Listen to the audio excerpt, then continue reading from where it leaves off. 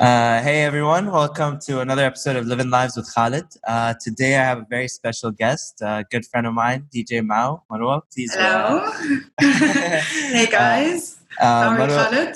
I'm great. How are you? I'm good. Yeah. Still, trying to keep sane with the whole quarantine and, Yeah. the corona thing that's happening. Like now it's like a bit better, but yeah. Yeah. I guess Finally, things the are restrictions are a little eased. I saw you Yeah. from your snaps, you already started going out a little bit, right? I'm trying to ease back into normal life, but at the same time, it still feels like a bit scary and a bit like it's not what it used to be. So like, I'm just taking it step by step, Yeah. staying like cautious and safe and, And it's somewhat like, the new normal as well. It feels so strange to put hand sanitizer on gloves. No, really, like literally, like, you don't forget doing these things. You got so used to like, being so like, washing your hands and then like wearing your mask. Sometimes like before I used to forget to wear my mask when I used to leave the house, but now it's like a necessity, Yeah. And without it, you feel weird. Like you're like, oh my God. Also, you're like scared of like contact and stuff like that. So I think by now, like everyone is really used to being, like very safe and very like clean and taking and being at measures. home as well. You kind of like, it was tough at first, but then you get used to it, and then it kind of becomes a habit. But yesterday I was at the supermarket and this woman walking by me just coughed. We were both wearing masks. I'm like, oh shit. This is the scariest part. You're like, oh my God, what did I do now? Should I run away? Like, run, abort, drop the basket and just run. Yeah. Literally. We're so like now brainwashed that like, coughing or like someone sneezing is like the most like scariest thing that could ever happen, you know what I mean? I know, it's insane. But what's crazy is that people our age, actually, a lot of us will show no symptoms even though they have it. Which is even the crazier part, is just that you can get it, just from out and about. So before we discuss your music industry, I would love to discuss your life so that the audience knows a bit more about you. So could we discuss like your story of origin? So basically my name is DJ Maww. I was born and raised in Iraq. I'll tell you more about my life and how I came to be, as DJ. So I was born and raised in Iraq, and then I moved to Dubai when I was 9 years old, I think, 9. Technically, I'd say I'm Iraqi, but at the same time, more like from Dubai, you know what I mean? Yeah. So I went to school here, I went to university here, had all my friends and all my memories, what I remember are from Dubai. So, so basically, I moved here, went to school here, and, my life was very like, go to school, go to university, graduate, find a job, 1, 2, 3, Nothing has to do with DJing or like music as a career path. Yeah. And, I started DJing 2017, as I recall. 3 years ago. 3 years ago. I mean, I started learning 2017. Only started practicing DJing last year, let's say. Okay. Like a year and a half, let's say. I actually graduated as an interior designer. Funny enough. That's very related. Very, very much related. I hope one day I can connect both, DJing and interior design. So I went to university. It's everything is doable. Of course, 100%. I love that attitude. Yeah, to be honest, like it's so good to do more than one thing. And especially in our age, you can't like stick to one thing. I agree. I always say like you can do whatever you want, as long as like you're good at what you do. Yeah. So like if you're good at DJing and you're good at something else, like don't limit yourself. Like don't just become a DJ or a designer or whatever it is. You can do everything. Of course. So, and what you're not good at, you can also practice with hours. You can definitely, getting out of your comfort zone is the toughest thing at first, but then once you start getting used to it, it just you pick up the habit. you know? Of course. I mean, I'm gonna cover this later. I don't know if it's one of your questions. So basically, so I went to university here. I studied interior design. I graduated with a bachelor's degree of interior design and architecture. So I had both. Amazing. And I'd say like design is very beautiful and all, and I was, very good at it, and I wanted it as a career path, but along the way, I've always felt like I was missing something. Like I wanted to do something else. You know what I mean? Mm-hmm. And basically, like when I graduated, I worked in the field. So I had I started on my own company. I was making furniture products. Oh, wow. Yeah. I didn't know this about you at all. Yeah, the mystery. Maww furniture? Okay. Yeah, I had Was it like modern furniture? Yeah, type of? It was like more of concept furniture. So like bespoke pieces, and it was like crazy designs and stuff like that. You're gonna have to share some pictures later after this. No. So, well, they're really nice, to be honest. Like, I'm sure. Yeah, like they did really well, but at the same time, it was a really tough period in Dubai, with the whole crisis thing happening, and people's mentality changing towards more fast-moving items. Yeah. Not necessarily very expensive. So the whole concept was very good, but it actually it needed more than that. And I wasn't really very in love with it to the point where I wanted to just do everything to make it work. You know what I mean? Yeah. So I kind of put that to the side. I got a job in the field as well, worked as an interior designer, and every single day I would be I've always wanted to be involved with music. I've always loved music. Growing up, I was the one, I don't know if you remember that friend that you tell them, oh, I want a CD of mixtapes and stuff like that. So I was the one, everyone's like, hey, Marwa, do you have a new mixtape? I don't know what. So I'm like, yeah, guys, I'm supplying you with, new music and stuff like that. So yeah, so growing up, I always wanted something to do with music, but as you know, I'm Iraqi, and the family restrictions that you grow up with. You always think oh, I must be a doctor, or I must be an engineer, or I must, because of family pressure. And so I did what my family really wanted me to do, and then I was like, you know what? It's not working out for me. Yeah. It's not making me happy. And I mean, there's no... What was it? Was it the 9 to 5, or was it having a boss, or what was the thing that you felt? Or was it just because you weren't in music? What was it exactly? No, I see, music was there. I've always loved music. The problem with design, with the job itself, not design. Design is beautiful. It's amazing. The fact that I felt like I could not really relate, even though I'm good at it, it did not make me happy. I felt like there was something missing. And the thing is with us, when we get a job and we get used to having a job and a lifestyle and, our circle of friends, we don't really experiment. We don't step aside and say, it's okay, I can have this and I can have something on the side, So I've always wanted to learn DJing, and always told my best friend, and she's like, give it a try. I mean, try it. Maybe you won't like it, Yeah. And so basically what happened after then, my best friend actually bought me my first controller. It was like a birthday gift, and I was like, oh, okay, cool. At least now I have it. I'm forced to learn it, Yeah.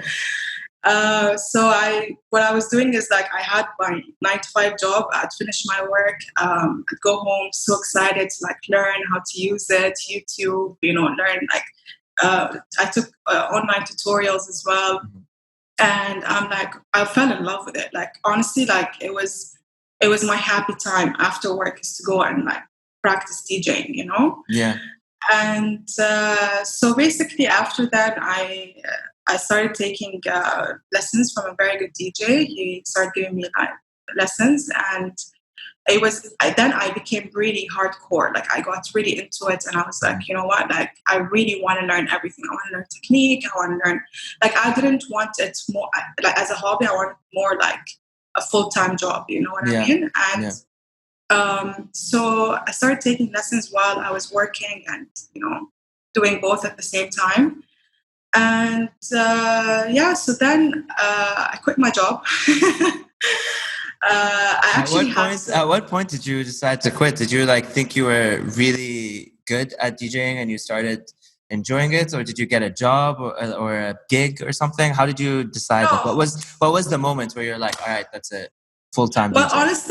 honestly, it was kind of like I was forced to quit my job because I had to move to Lisbon. I had to move to Portugal. Okay. And had to live there for a year and a half. Okay. And so I kind of had to quit my job at the same time. I'm like, it's the perfect chance for me to do this full time, to learn more and to practice and give it all my best. So when I moved to Lisbon, I was so excited because I had all the time in the world. I had all the time to sit and work on this, and I even took my controller with me when I moved. And literally first stop was go and buy speakers and stuff, set up my own space there.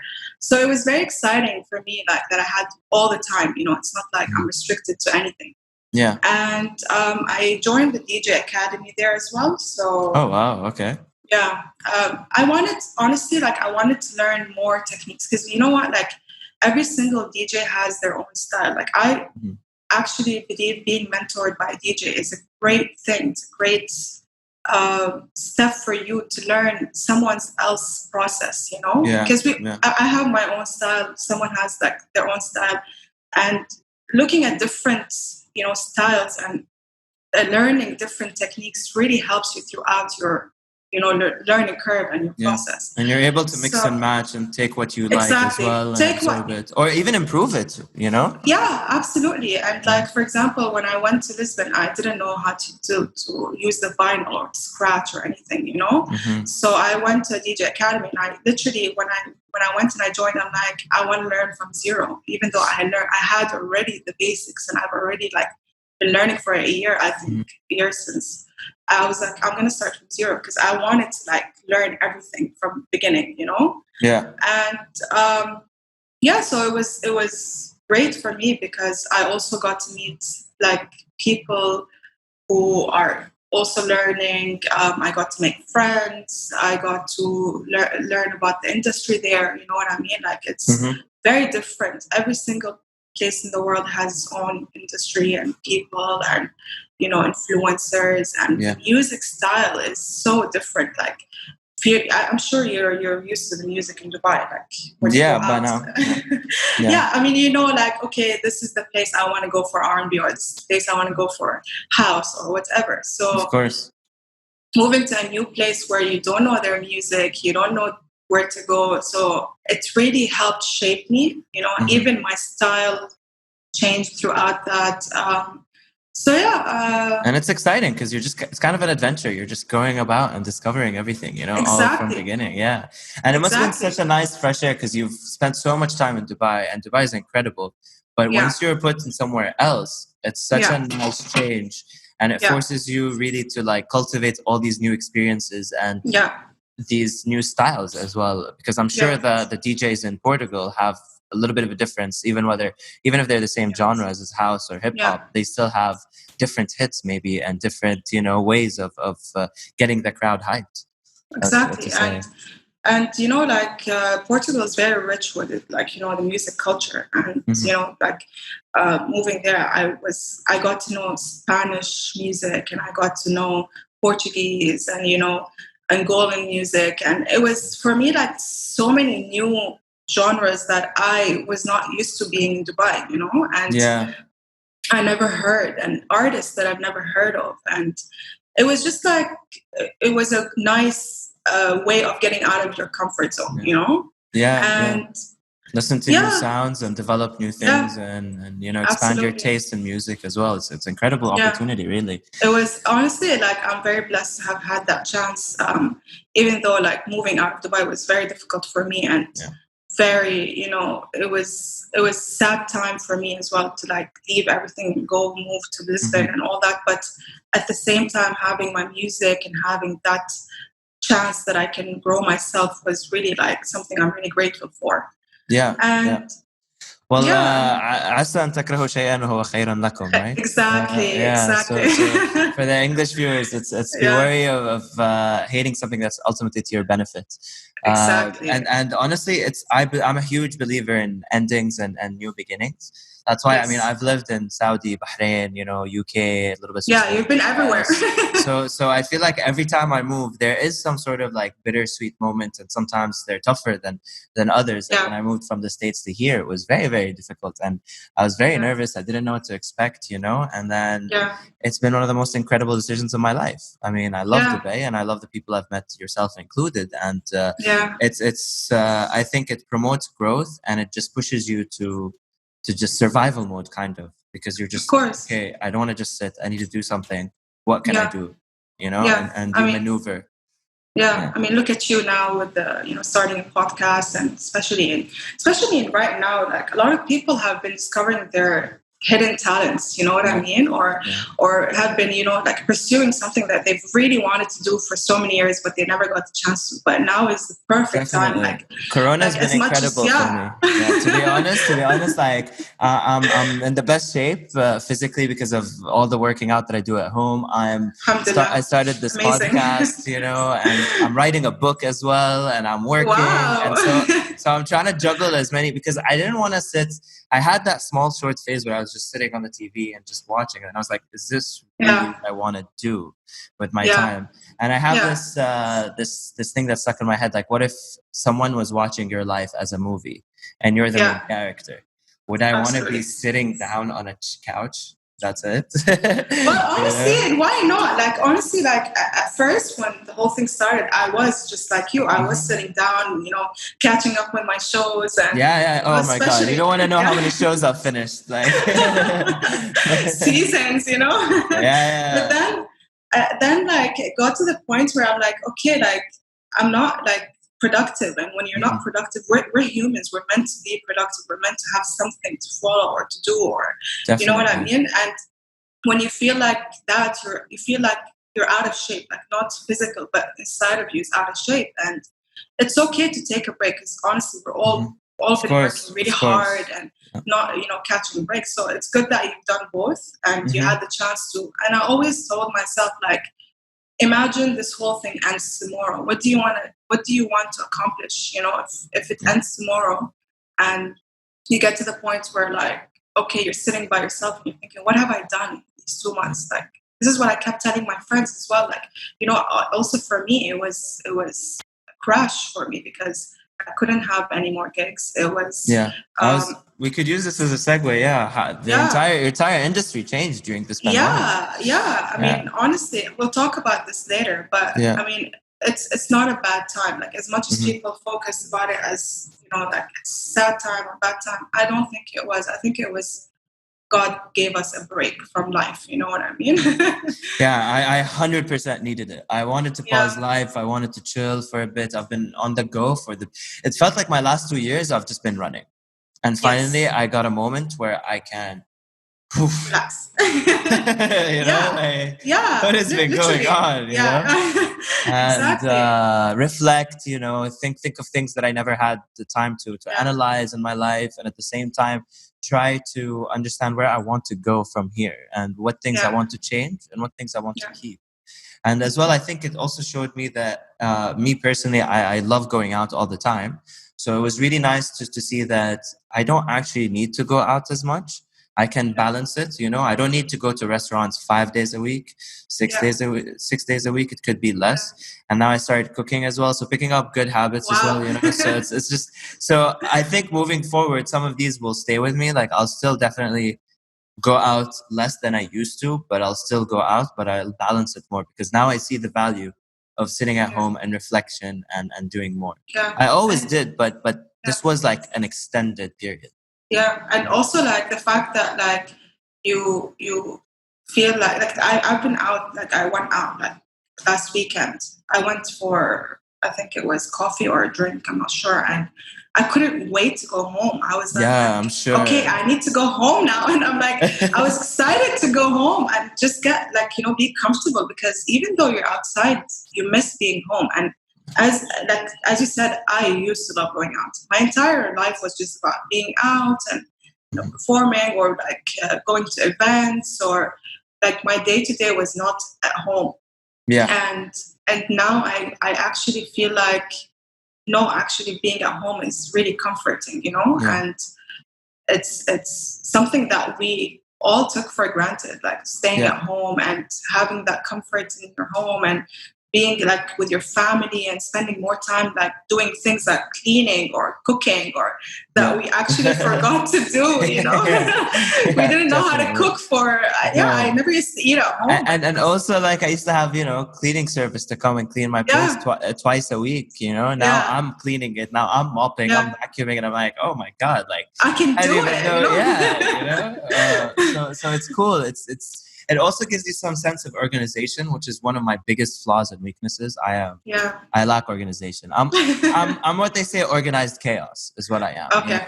I don't want to see your room. No, I tend to be clean. Okay. The last 3 days, debatable, but on average, I'd say I'm a clean person. But like if you looked at my files on my laptop, and I'd be like, what are you doing? Oh my god. And it's like, and it looks like chaos to people, but I know exactly where everything is. I can easily get it. Find it. It's there. So, but I'm trying to change that because it's still not something beneficial. And that's another thing I gained from the pandemic. But speaking of family and home, one thing I truly admire about you, like so much, and it was very distinctive from probably the first 2 weeks I met you, is you and your sisters and how close you guys are to each other. And you're always, I feel like you and Hala and Mace are always together when they're here, We're I mean, people, when they see me, they identify us all at one, it's like, oh, they came, they're here, okay? It's like one Power Rangers or something. Literally. So basically, I have 4 sisters, actually, no brothers. And my sisters have always been my best friends, like growing up, like a household of women, okay? Like all women, with my mom as well. It was just like, I have many close friends, and I have very, my best friend, and but I've always never felt the need to have anyone else as a best friend, because I have my sisters, and we're very close in age anyway. We're very close, as you saw how we are, even characters. We're different, very different, yet very close in characters. So I feel like my sisters are like my world. Like and they've always been such great support for me, even with my like music, journey. They've always been there. They've always pushed me. They've always, whenever I have a gig or an event, you find my sisters there, every single time. And I'm like, guys, you don't need to come. It's okay. But they you don't have to be there. And they're like, they're like, no, we have to be there. We have to support you. Like they're like, for me, I mean, I'm very, very, very happy and blessed to have them. But they're they're like my backbone at the same time. Of course. And that's what I appreciated, because, a lot of people, like, they love their siblings, obviously, because they're siblings, but you don't see them out and about together all the a time lot, together. especially all the time, So it was very, very nice, refreshing, and says a lot about all your characters and the way you guys were raised as well, to see all of you always together and supporting and laughing and, constantly like out and about. So it was something that personally stood out to me, and something that I really respected, appreciated, and thought, wow, how cool is that, Thank you so much. Yeah, I know a lot of people say that. Like, they say it's because, to be very honest, like if you don't have this close, I believe in family ties. I believe in close relationships with your family.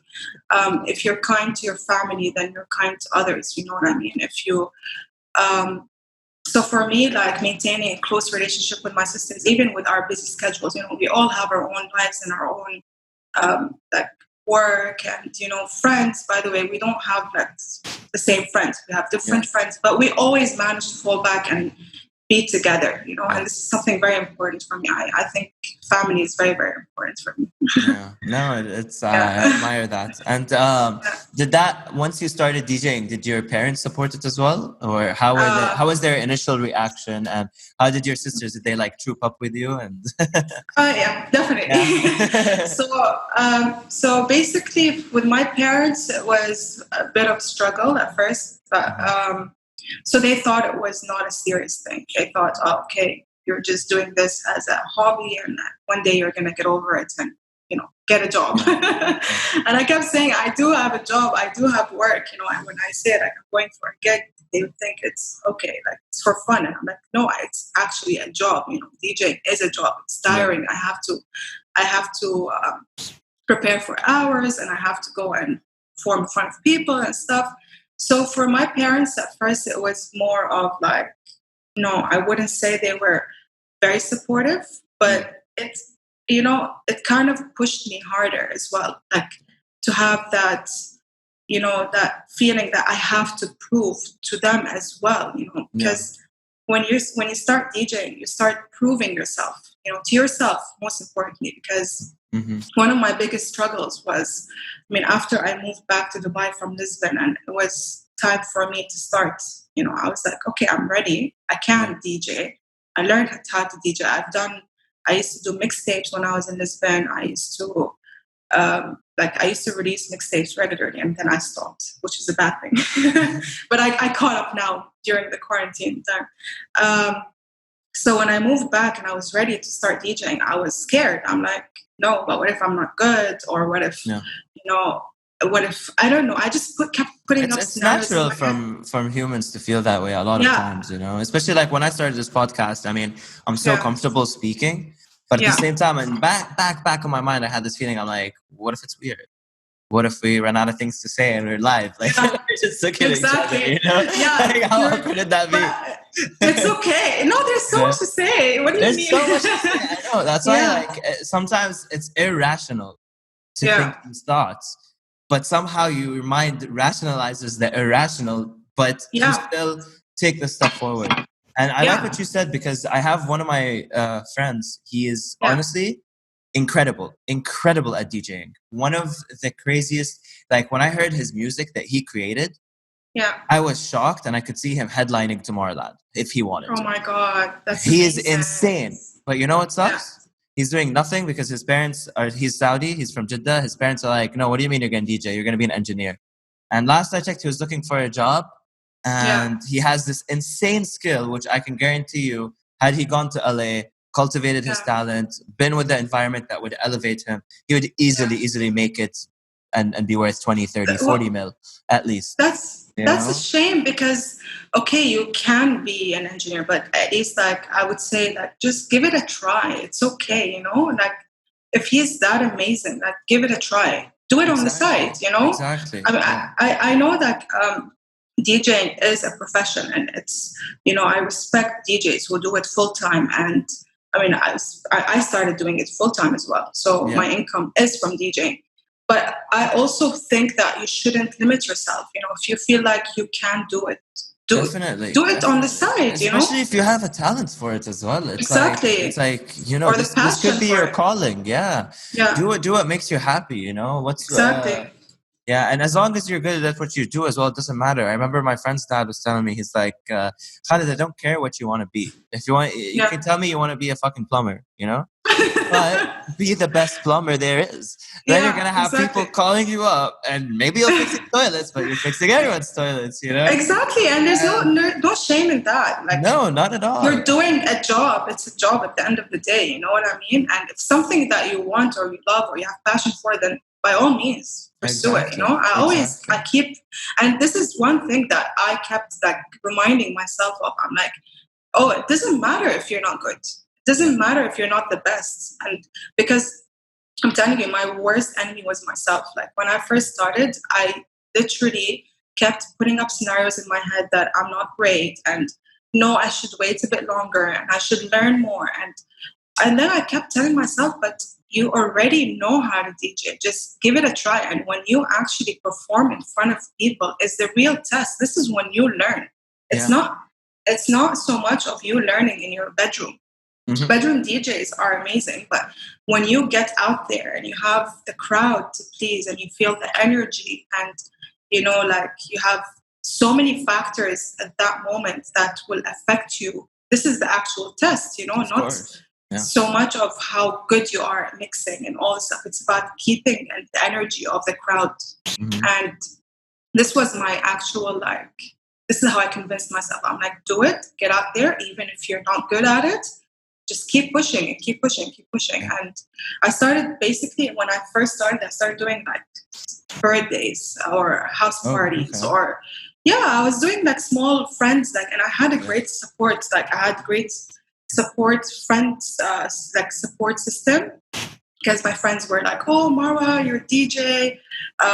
Now you have to come and DJ. And, you know, like you have to be responsible for the music. I'm like, yeah, guys, I got it. So every single birthday, I was the one who used to like take care of music and DJ or, you know, whatever events that were happening for my friends, I was the one handling it. Which is amazing. Yeah. Yeah. And this is how you learn. Even though like it's very small people, very small crowd. It's their friends, and you know how your friends are always like, "Yeah, you're the best," you know. It helps you build that confidence a bit. Exactly, you know, like your friends are very supportive at the end of the day. So. And plus, with something like DJing, even if you know, let's say your friends weren't supportive, you can see the joy that you're creating when they dance and they're, you know, because you're playing the music, so you can really easily tell when people are vibing and are not. Yes. You know? So absolutely. So I feel like once you see that people are actually vibing, you're like, all right, I'm doing a good job. Like you know, like I can make people happy and dance. You know what I mean? Yeah, which is nice. It must be an incredible feeling. I imagine it is. Yeah. Honestly, like it's the most thing I miss right now. It's the fact that, you know, you see the people in front of you, and you know, it gives you that push that, you know, like you get out of your zone as a DJ. But you still did a great job though with the Insta Live. You were still getting into it and I know. And I mean, we enjoyed it as well. I viewed like a couple of them, and unfortunately, I was working a lot during nighttime. So when you would have them, I would be working. I tuned into two, and thank you. I had a blast. No, thank you. It was so much fun. It was, you know, I had my speakers connected to my phone. I was jamming. Oh wow! I'm like texting, playing video games, and just jamming. You know, it was great. Yeah, it was honestly for me, like going live. It was a new world. You know, like I've never. You know something? I don't actually speak to the camera. I've never done interviews. I've never done live. You know, nothing before. And then when the whole thing happened, and then I'm like, why not just do it? Like, what's the worst thing that can happen? You know, like you still have people who are enjoying it, so why not? So I started doing the lives, and you know, it was honestly, I think it's the best thing that's ever happened to us humans, because we got to really connect with each other. We got to see more of each other than, you know, being like outdoor. You know, you don't really connect with people. You don't really talk to people. With what happened now, we got closer at the same time. We got to see artists from all around the world, like big artists, big DJs, singers, you know, like performing for free. For us to basically, for all of us to have that unity and that, you know, that feeling we're that in you're this not together, alone. You're not, we're together. You're not alone, and let's have fun together. And for me, I think it was a great thing, to be honest. Like, and the virtual concerts that started popping up as well, and all these, it's crazy. It's cool. It's super cool. Like Tory Lanez did I don't know if you watched it, but it was a great concert as well. So for me, it was, as much as it was hard times, it was actually great times as well, you know? And I got to like experience DJing all over again from my bedroom. And also you still have the crowd there, they're, you know, interactive. And it gave me time to go back as well and, you know, make new mixes and download more music or work on my library or things that I didn't have time for, because I had gigs like every single week, 2 or whatever. And especially towards the end of last year, I had so many gigs to the point where I actually wished from God, please, I need a break. But at the same time, you know, you get like addicted to working, you know. And of course.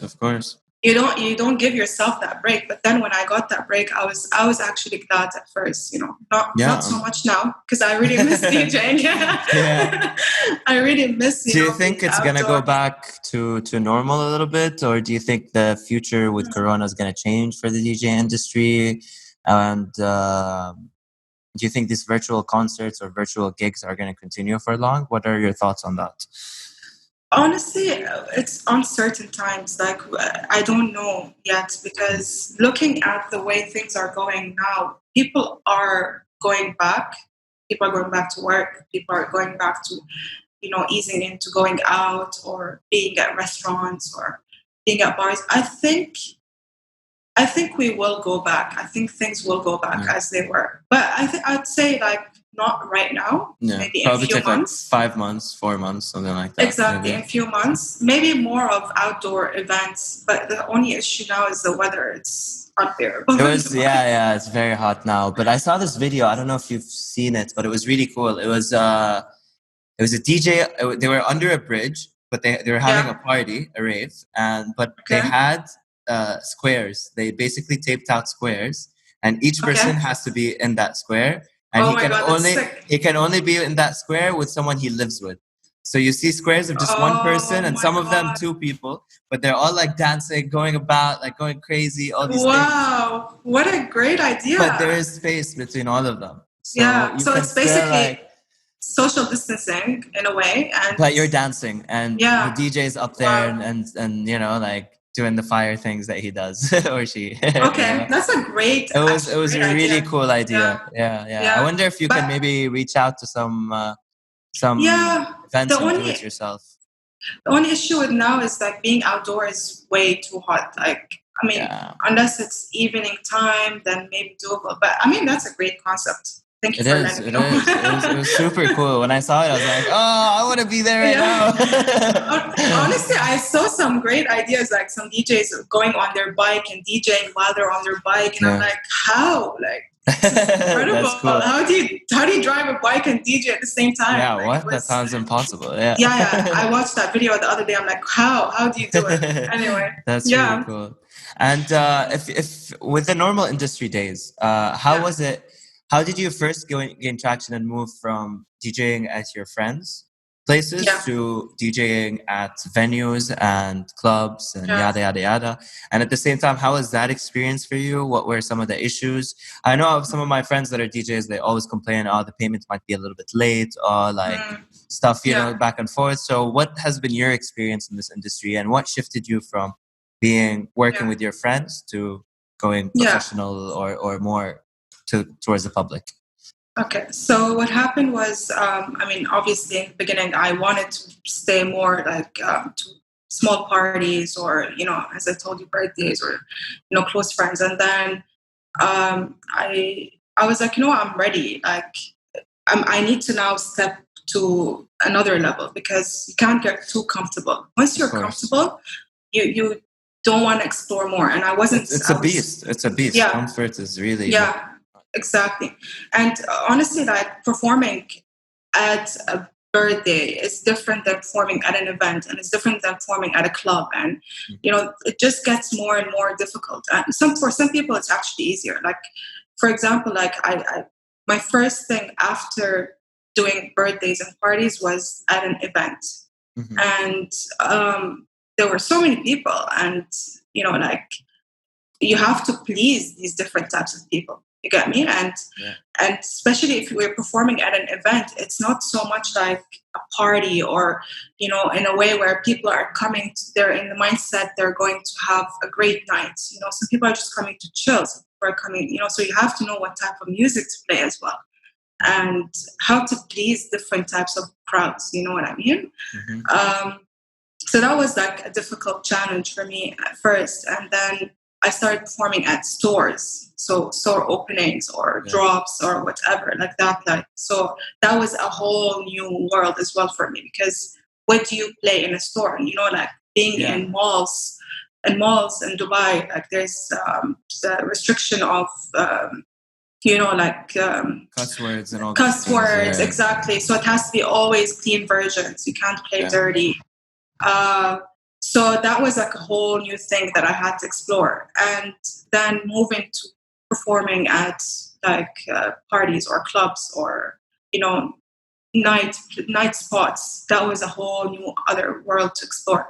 But I kind of threw myself in. Did you go through agencies, or did you call them directly, or did friends how did it work exactly? How did you get in? So basically it was like one door opens the other. Mm-hmm. So you get one gig, and from that gig you meet people. So what I did, to be honest, is the time I was in Lisbon, I really worked on my Insta page. So I really worked on my Instagram, and it was like for me building a brand, like how you would do as a fashion designer or whatever. Is that when you came with DJ Maww, or how did that name develop? No. So basically, I know everyone's like, why Maww? So it was actually my nickname, like from school. Oh, okay. Yeah. Wow, you had a dope name. That's a sick nickname, yeah. Yeah, I've always been called Maww, so it's a long story. I don't know if you want to hear about it, but anyway. Yeah, why not? Unless you don't want to talk about it, then we don't have to. No, it's okay. It's not that, like, it's a silly story anyway. Mm-hmm. I moved schools, and first day of school, I'm very shy by nature. Like, I'm very to myself. A lot of people say, really? Like, you don't look it, but I'm very, very shy. So I moved schools and stuff, and then I was like to myself, you know, first day of school, you're like so scared of everyone. Yeah. And yeah, so I was just, no one even knew my name, because for the first few days, no one knew like who I was. Yeah. So I was walking down the corridor, and one of the guys, I don't know, he wanted to like flirt, or I don't know what he was trying to do, but he went like meow, and I turned and I looked at him, and he's like, why did you turn? I'm like, I don't know, like you called, you know, he said something. So I turned to look, I caught my attention. Yeah. And then he kept calling me Maww since then. Oh, wow. And, okay. Yeah, I don't know. It's a funny story. It just stuck. Yeah. Yeah. And then everyone started calling me Maww because it was like, I don't know. Then I liked it, to be honest. It's a cool name. It's a really, really cool name. Yeah. And it has you in it, like Marwa, Maww, you know, it's like kind of... It's very similar. It's very like... it's like, you know how Muhammad's call themselves Mo, but there's like a billion Mo's? Yeah, exactly. Maww is super cool because it's like unique, but it's that. There's only one Maww. Like if there was one Mo, that would have been a cool name. We're like, oh, Mo, whoa. Exactly. But, so it's cool. Yeah, it's basically the same alphabet if you think about it, but removing some. You know that my my niece does not even know my name. She calls me Maww. Yeah, she calls Auntie Maww. So yeah, everyone calls me Maww now. So anyway, going back to the story of how I started. When I first started like DJing or started learning DJ, I started growing my Insta page, and I wanted to create a brand since then, because let's face it, yes, you know, doesn't really matter. Your Insta page doesn't matter, but yes, it's very important, because this is your profile. This is what, you know, if you think about it, when you meet someone, you go to their Insta page to see what they do, you know, especially watching their stories or keeping up with their photos and all the stuff. So it does matter, you know, especially in our profession or in all professions, if you think about it, in all fields, you do need to represent yourself in that field. Especially because like you have fans, and the fans want to see somewhat who you are as well, because maybe you inspire them by your music and they want to see who you are, you know? Yeah, so it is important. Yeah, exactly. So I started growing my Insta page and stuff. So when I got my first gig, it opened another, you know, gig for me. And then from Instagram, I got to meet many people, you know, like contacting me saying, oh, you know, we've seen you around, we've heard about you, and we just want to get to know you better. Like people from the industry or, you know, agencies and you know, like honestly, it's a word of mouth. So it's like a snowball effect, basically. Exactly. It's once you perform somewhere and you are actually good at what you do, or, you know, people realize working with you is actually easy and you're friendly, or, you know, also the other aspect of DJing is not so much of you only playing music. It's about how you interact with people, you know, it's very important. Course. So people start talking and saying, oh, like, you know, have you, especially coming out of nowhere. I came out of nowhere. So yes, you rose very quickly. Like 3 years. Yeah. You started 3 years ago. So yeah, it's a pretty quick. A lot of people tell me like, how did you make it in no time? And I say I'm blessed. Yes, I'm very, very blessed.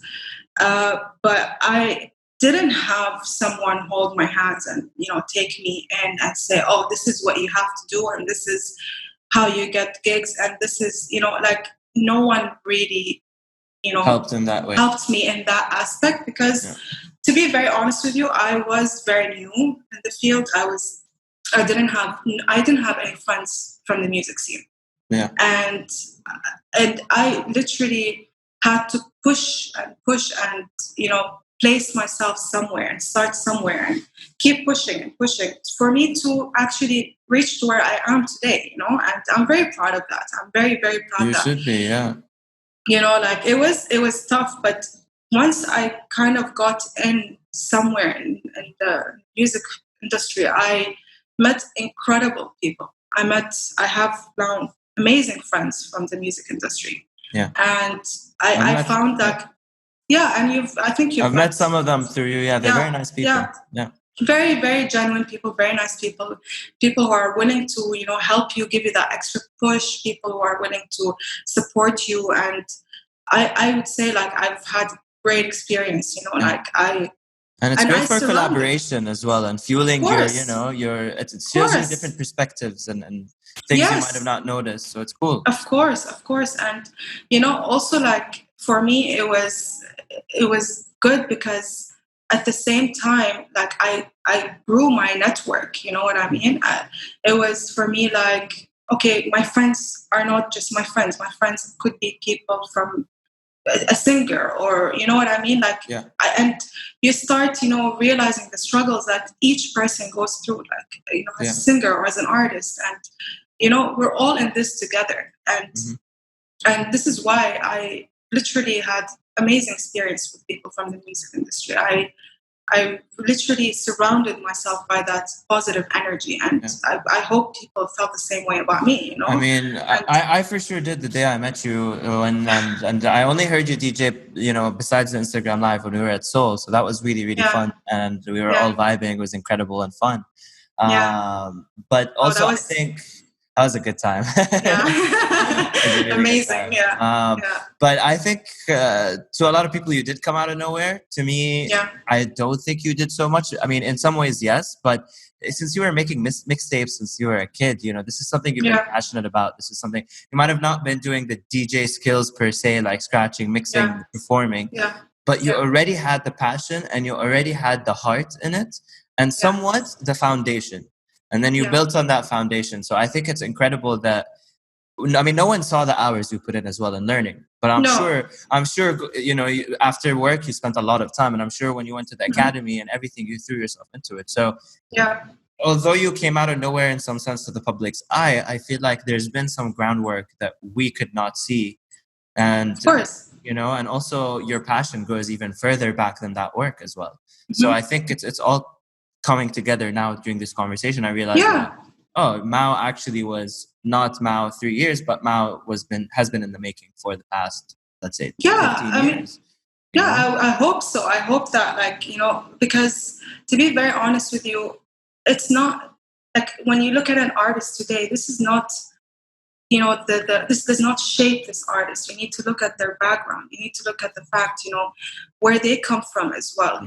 The struggles they have to go to be an artist. Like going against family, family restrictions, or going through against society, or as well. I'm female, so I hate the fact that I was about to ask, bouncing off of this, how was that experience being a woman? I don't like defining myself as a female DJ because I am a DJ. It does not matter if I'm a female or male, or gender does not really shape you as an artist or a DJ.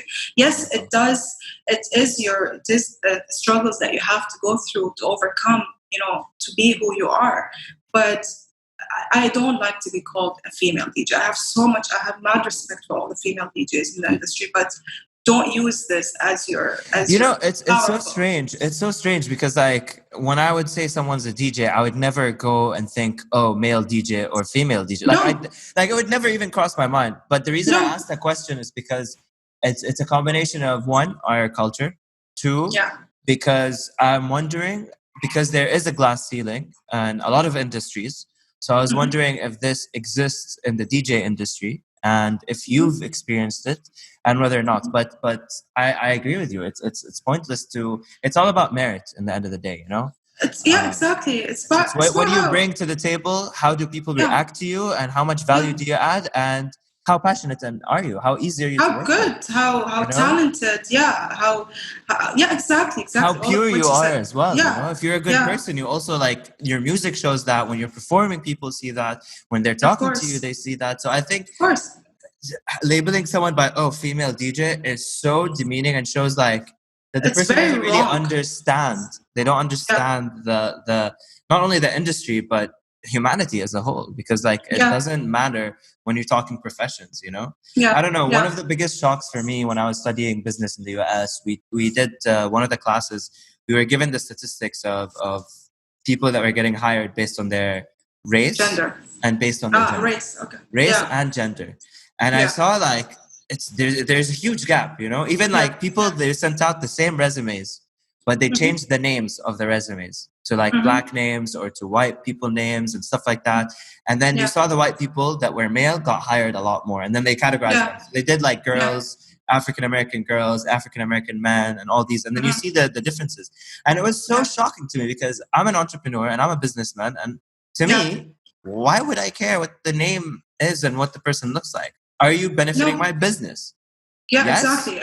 You're hired, you know? Like, what does it matter?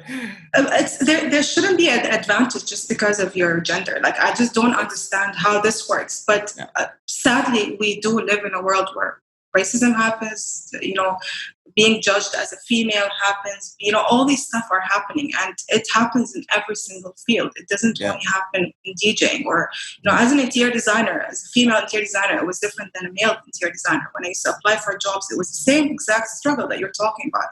So for me, a female DJ, I don't know, like it never shaped me in a way, but it kind of, it exists in the field, I'm telling you, because to some point, yes, female DJs do have an advantage, to be very honest, because we're, like, if you think about it, compared to male DJs, we're very much less in number, you know? And I don't know, like specifically, I'm talking about Dubai as a field, you know? We are much less in number than male DJs. And so a lot of times people come and tell me, oh, it's just because you're female, you got this job, or, oh, just because you're pretty, or, you know, oh, you dress in a certain way, or you do your hair and this is your flash, or your, I'm sorry, like, I mean, even male DJs, you know, dress up and look, you know, you have to represent yourself at the end of the day. You have to. And also, like, these are not mutually exclusive things. Like, your talent and the way you look, you know, is none of it's. You're good. I mean, I've heard you. You're so fun to listen to. You know, like it was good. So I don't see why people confuse the two and are quick to judge. And even, let's say, if I was someone and listening to you and you weren't great to me, and I thought you were good, or I see potential, but you still got up there, you still tried, you still pushed, and this experience, even if I didn't think you were great now, maybe if I see you 5, 6, 7 months from now, you'll be so much better. So I should applaud you for being there. I don't know why we have this culture of envy and of putting people down rather than pushing them. You know, if you're out there, you're pushing yourself. Good for you. So people have to understand that, like, just because you're good doesn't mean you're going to be great in every single show. You're human at the end of the day. But they shouldn't judge you based on, you know, something as superficial as your looks, let alone, you know, this one performance. Well, sadly, it does happen. People do judge artists based on their looks, and this is why, you know, if you think about it, as an artist, you always have to maintain a certain way, you know, like you maintain your a brand, look, as you said earlier. Yeah, it's a brand, and there's nothing wrong with that, by the way. If you think about it, you know, there is nothing wrong with looking good, you know, or working on your appearance, or trying to, you know, like, it's at the same time, you are standing there. As much as you are providing music, you're also, people are looking at you as a DJ, you know what I mean? Most of the times, you know, people are engaging with you, people are connecting with you, you know. So yes, you do have to put the effort to, you know, look good, present yourself. I don't see it as a bad thing, and I'm sure, like, even male DJs do the same thing, you know. So I don't like it, but at the same time, I don't let these things affect me. So for me, when someone comes and says, "Oh, you're just getting gigs because you're a female DJ," and I'm like, "Okay, then this is it." You know, I don't know what to say to you. Okay, if that's how you feel, that's how you feel. Yeah, you know? Okay. It doesn't change. Plus, as long as you're getting gigs, as long as people are vibing, as long as you know, it does not matter. I don't care. You know, it doesn't matter. And at the same time, for people that listen to you and that are actually, you know, somewhat educated, will understand that familiar with me. You know, your music is good, which is why you're up there. You're not up there because you're a woman. I think you're up there because you're passionate about it. Work. You worked on it, and that's, you deserve to be there. Yeah, exactly. And you know, and I try to, like, also, like, this is why I work on mixtapes, and I worked on mixtapes as a first step. Is before you come and see me live, or before you come and to any of the gigs, you know, I would appreciate it if you go and listen. You know, I do that all the time when I see, like, okay, there is this DJ performing in this place. I go and I open their SoundCloud and I try to listen to their music and see if I relate or I like their style, or, you know, before I go out. Normally I do that, and I used to do that all the time. So this is why we DJs, you know, we work on mixtapes and, you know, work on branding ourselves, for people to be familiar with us as well, you know, just to cut down a bit of the judgment that happens in the background. But honestly, and to also give us things to listen to, like some of the things that you've shared and the mixes you've shared, like I listened to them, you know. It was really cool. Amazing. Thank you. Your Afrobeat playlist was really cool. I enjoyed that one a lot. Yeah. Afrobeat is my favorite genre to play. That's your favorite genre? I wanted to get that in the interview. I wanted to get to it. So how did you develop this interest in Afrobeat, and when did you discover it, love it, and jump into it? So it was always like, I mean, I don't know if you remember P Square. It was like maybe they're like, it's the old Afrobeats, you know? Okay. So I used to listen to Cranium and P Square, and like, I've always loved Afrobeats. For me, it's such a happy music. Even though I don't understand anything, but you see me singing along towards it, I don't know what they mean. Yeah. Or, you know, like, I vibe in a way where I'm like, if I'm in a bad mood, I play a song, you feel instantly better. You know what I mean? And it's a vibe for it. Like, it's so, there's so much energy in their music, and, you know, dancing. I feel like you can feel. I would categorize it as a happy soul. Yes. Yeah. Like you feel the soul of the music, you feel the heart of it, and at the same time, that heart is happy, which is why I personally, Afrobeat resonated with me. Yeah, exactly. It resonated with me from beginning, and for me, it was like, what if I want to work out, I'd listen to Afrobeats. If I want to just relax, I'd listen to Afrobeats. If I want to dance, I'd listen to, you know, it's like for all people. But I try to kind of like play more of an open format. I do that now because a lot of people are not really into Afrobeats as well. So I try to play more of R&B and hip hop, but I always, if you listen to my sets, I always slide in Afrobeats, and there's so much of Afrobeats in it, you know. So like, it's something that I really, really enjoy. So this is also for you to like kind of have a style as a DJ. It's very important to have a style.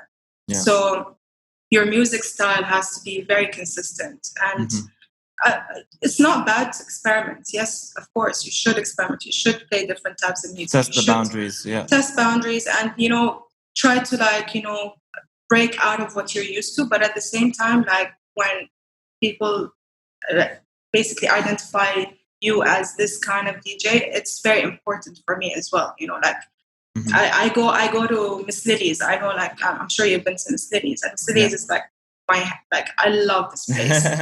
If you lose me, you find me there. And I just love the music there. It's all Afrobeats. And have you ever played for Miss Lilies?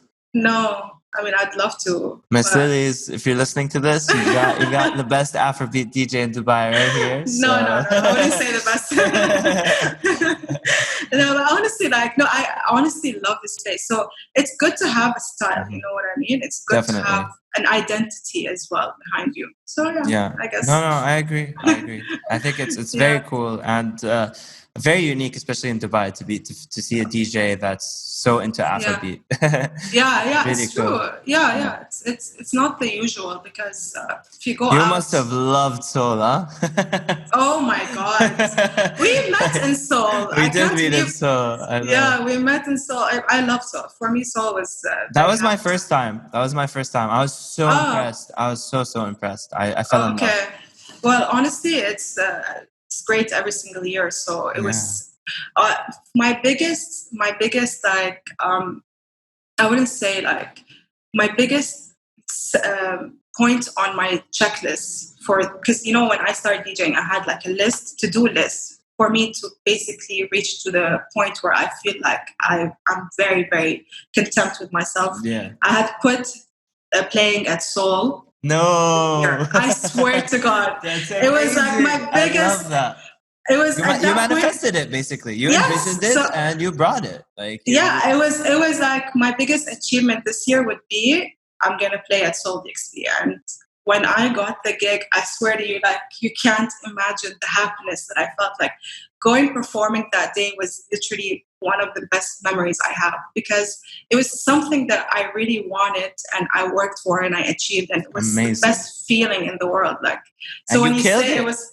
You killed it. It was because of how excited I was. I was like, I don't know what. Like it was, and I don't know if you saw, I had like great sets like of audience, and I had my friends there, and everyone came out, and everyone was super supportive. And you had the best venue, in my opinion. That grass rooftop was so cool. Yeah, it was so cool. It was. I'm a fan of nature, so I'm a little bit biased here, but no, Puma killed it. Yeah, Puma really killed did a great job. Yeah. I'm excited. Honestly, I wish Seoul was like twice or 4 times a year. It's just so insane. It's such a and you see people that you never see in Dubai. No, like all of a sudden these people are out there, and you're just like, where are you all year long? No, and amazing creatives and designers and artists, and it's such a nice place where you go and you know instantly that you're going to connect with people and you're going to meet new people and people that will reshape you. Like when we met, like I was like, we didn't know each other, but I was like very impressed with the way you are, the way you think, and we remained friends after then. And it's a beautiful place to meet people actually, because we need these spaces in Dubai. We need spaces for people to meet and interact, and especially, but we do have them at the same time. I'd say like we have a lot, but at the same time, I think what made Seoul so different is it was challenging in terms of everything, like in terms of fashion, in terms of a concept, in terms of design, in terms of art. It was in your face whether you liked it or not. It was daring, and I loved that. And at the same time, it was like you're not gonna go to Seoul unless you're interested in that kind of stuff. Like you're not gonna see, all these random people and random groups. And it was really cool because it was the first time when I was in Dubai where you see women that are wearing hijab and abayas walking in the same path as all these people that are dressed in the most outrageous, like coolest fashion. You never see that combined. Because it was for all people. It was like everyone. A spot, for people to come and enjoy art, music, whatever, fashion.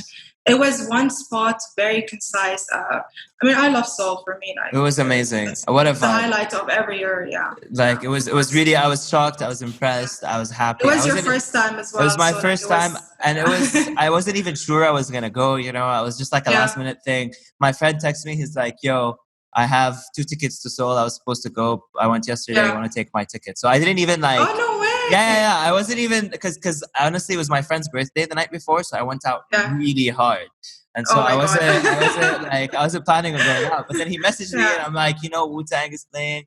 Also, it was the same night. But I didn't know what soul was until I got there and I saw it, and I'm like, I was like, I mean, I love Wu-Tang, but like this is wow. Everything. Puma killed it, Adidas killed it, like all of them. It was really, really all the brands had amazing stands and amazing artists, amazing DJs. And the food trucks. I love food, so I have to mention the food trucks. The food trucks. It was prime. Shout out to Pickle. That was the first time I had that burger. Life-changing moment. That was my first Pickle chicken burger. And oh my God. I have BC to me is different. BC to me is before the chicken burger from Pickle. I had that previous life, and now the post. Nothing will ever satisfy you now. That's it. We could go to Michelin stars, but I mean, have you had Pickle? I don't know. Honestly, it was. Did you see that line that they had there? It was incredible. That's insane. Yeah. But honestly, like it's an amazing opportunity to learn and find new. There were even I don't know if you know the Maine. Man. I love so like for me, it was like heaven. Like I go from here and there. Like you mean I can have oysters too? What? I can have this and that and fries and everything. Yeah, it was cool. It was cool. Yeah. We need more of that. It was incredible. Hopefully, inshallah, now when this whole thing is over, hopefully we'll be able to go back and have, like performances, or even I wouldn't mind doing an outdoor performance at this point. Yeah, I want to see people. I want the energy, Of course. And I'm sure we will. And it might be slowly, but surely we will. And at the same time, it might not be the same at first, but we will. Like we have to adjust. We're humans. We adapt and we forget. I mean, I think I don't know. I wish we didn't. I mean, forgetfulness is really good, but at the same time, I hope we don't forget all the things that we took for granted first, and then also all the lessons that we learned and the values that we have now. Because now you see, when they opened up, all the restaurants now are full. So I feel like people are so rushing into all this. I feel like they already forgot, and I really hope we don't, because I think move on. Let's go back to the new normal right now, but then hopefully eventually to the normal. I say for me, my approach is do it step by step and slowly and easily, like, just ease into it, like, do one thing at a time and make sure that you're staying cautious, taking your precautions, like just don't jump into things, because what happened is I think the reaction is people were kind of like suppressed, and now things opened suddenly and everyone is like, oh, okay, we can go out, we can do this and that. But at the same time, like, don't forget, like, there is still coronavirus happening. You know what I mean? I think we're very blessed and lucky to be in Dubai, because the UAE and the GCC as a whole actually handled the entire coronavirus very efficiently. Very well. Very well. Like would I rather? I was in America and I was supposed to quarantine in America, and I was like, actually, I'm just gonna go to Dubai. Like it doesn't sound. It sounds like a lot safer, because the healthcare system here is incredible. The way that the lockdown happened was very powerful. I mean, now it's open, so people are out and about, and you still should stay home, be safe, go out, have a balance. Have a balance. I mean, but and don't forget, like, I mean, for me, I see that people are still very respectful towards each other, that people are actually, keeping distance. I actually think people are aware now. And once you're aware, you can't not see it. So, and the thing is that I respect the fact that things have opened, because, we're humans, where we should know how to respect, rules and things like that. So we shouldn't be like, in a way, like, we're not barbarians, you know what I mean? Of course, I agree. So we should, like, we were all very civilized, we're all very educated. I mean, we should know how to proceed from here, rather than just being suppressed and being, just obliged to do something. Of course, I agree. So I have a couple of things I wanna ask you. One, what are, to anyone that's first, I want you to tell the people that are interested in your industry to become DJs, what are the pros and cons, in your opinion, of being a DJ? One. And then two, what advice you would give to these upcoming DJs, whether they're young, whether they're in their 20s, and how they should move forward and achieve what you've achieved, and hopefully one day maybe you'll meet them and be like, hey Maww, I heard your podcast and it helped me. So what would you give what advice would you give to these upcoming people? And the people that are scared as well, you know? Because there are some people that don't want to pursue it because of fears. So of course, I mean, something I talked about as well. I'd say like there are no cons of being a DJ. Literally, it's just as a profession, you know, just like any other profession. So the only thing is it might be a bit unstable if you're a freelance DJ, if you're not signed to a club or, you know, to an agency. So it might be more of a freelance job where you have to really work hard to get your own, you know, gigs and stuff like that. This is the only disadvantage, I'd say. Also, a lot of times you spoke about payments and stuff, so you would perform and you would have to, you know, run and chase to get your money, unlike other works that you might go and do and you get your money in advance. Do you have invoices, by the way? Do you guys invoice? Yeah, I do.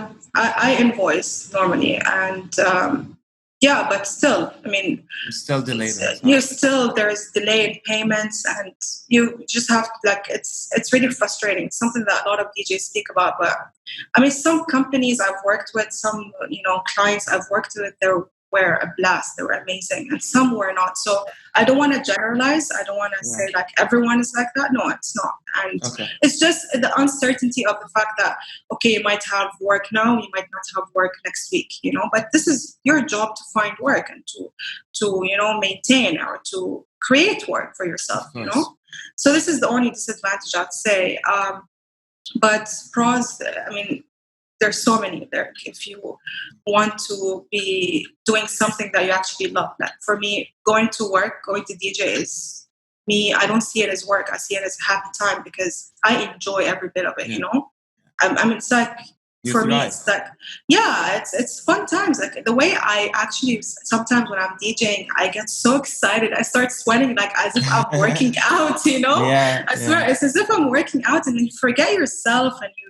Literally, sometimes I play overtime and I'm like, oh, like it's fun times. It's happy time for me. It is. And going to the point where you're saying like, what advice? I get a lot of DMs from like young people. Because by the way, I'm not very young. I'm just turning 30 next month. And I really wish my biggest wish is for me if I had been able, or if I had pushed myself to start earlier at an earlier age, you know, you should start early. I think that's something you should keep in mind. Start early. It's never too late, as you see. It's never too late. But whenever you can, the earliest you can start, learn. Don't take your time for advantage. You can do it parallel to something else. It doesn't have to be just, you know, you pursue DJ. And don't be afraid to fail. Don't be afraid to be bad. You know, it's okay.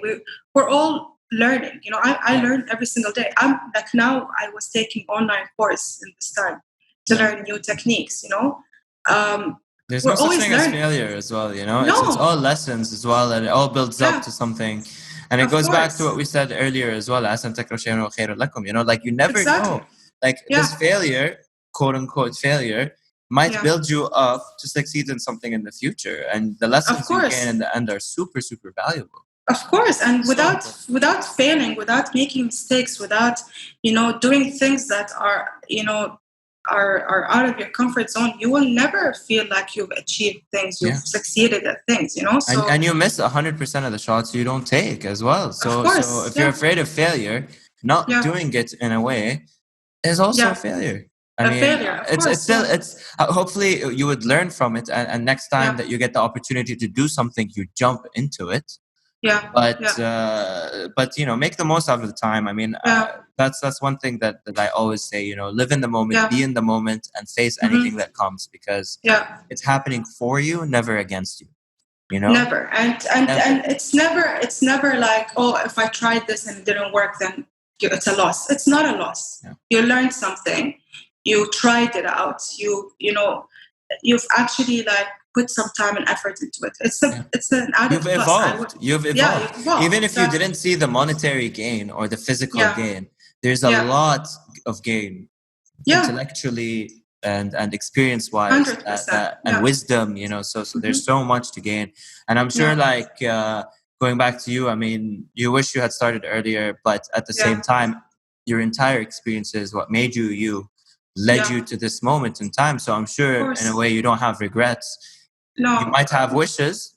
I mean, I don't know. I don't want to speak for you. Absolutely. No, it's true. Yeah. That's why I said my biggest wish is to go back in time and start earlier. But also, like, you know, things happen for a reason, and it's what's meant for you will happen. You get me? Like, it doesn't matter if you're 50 or 70 years old and you just decided to learn DJing, go for it. It doesn't matter, you know. Of course. Or if you're 10 or 15, or, you know, like, it really does not matter. I've seen kids who DJ better than me. You get me? Or better than an adult, you know, someone who's been DJing for 10 years, because, you know, they're fast learners and stuff like that. So I always keep in mind that any start, any beginning is difficult, but you learn along the way. And we've, like, the best artists, best DJs you see around the world, they've been doing this for many years. No one just happens to be amazing from day one. And don't let this stop you, or, you know, make you feel like, oh, okay, no, I'm not good at it, I'm not going to do it. So I think that's my best advice. And I always, you know, when I get DMs and I have people asking me, I always try to reply and be supportive in that sense, because I wish I had someone, you know, giving me such advice before. You get me? And this is why I want to kind of push people, you know, to elevate. Yeah, exactly. It's also a part of our job as artists to support each other, to be there for each other, for upcoming artists, for, you know, I'm still upcoming. I'd say I'm still upcoming. Yeah. So I look up at bigger DJs and I want to learn from them. I want, you know, to basically be one day able to also help out, you know, DJs who are upcoming. So of course. Yeah, it's a cycle. It is, and it's it should be done with love, with care, and at the same time, you're all come from, especially as a profession as DJs, you all come from a place of passion, and so at the very least, and at the very beginning, you all have this mutual passion for this field, you know. Yeah, it's a starting point. It should be the starting point for all DJs, you know. Having that passion, Yeah. So Maww, thank you so much for joining me today on this episode. I think people are gonna love this. I'm excited. Thank you for having me. Really, thank you for having me. It's my pleasure. Thank you. Honestly, like, I hope to see you soon as well. Like, I want to really catch up with you, and I hope people will actually learn from this episode, and they will, you know, if I don't know if you're gonna put any tags, or I don't know how you. I'll tag you at the bottom. There'll be hashtags. Perfect. Please, all the ins and outs. Text me if you need any questions or help, or, you know, advice, or just to talk, or whatever it is. Thank you, Khaled. Thank you so much, and I hope you have a great day. Stay safe. Same to you. Bye.